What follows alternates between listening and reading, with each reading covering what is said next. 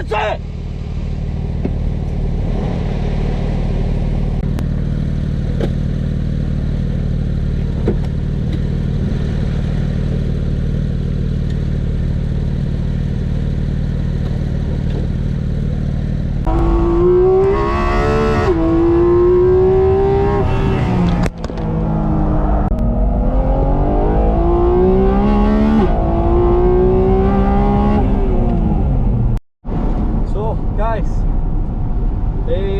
Δεν είχε το maximum grip η πίστα σήμερα, αλλά ήβραμε τα.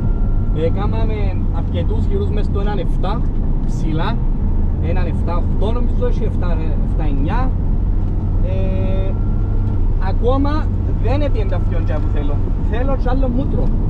Δεν ξέρω είναι το πρόβλημα, είναι πολλά μικρά τα λάστιχα μπροστά, δεν ξέρω. Εντάξει, το target μας πιάσαμε το 7, αλλά θα έπρεπε να είμαστε 7-5. Θα έπρεπε να κάνουμε το αυτοκίνητο. Σε μια καλή μέρα σίγουρα να το κάνει.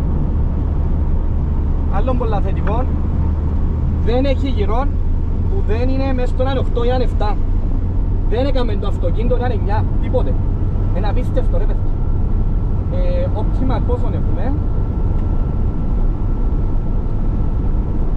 1.9.6 το optimal. Τους τελευταίους 3 γύρους. Το αυτοκίνητο είναι το 1.75. Καλά το υπολογίσα.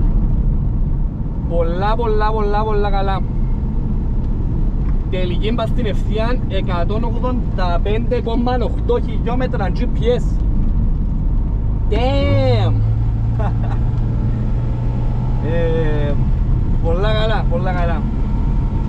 Πάμε, upwards and onwards.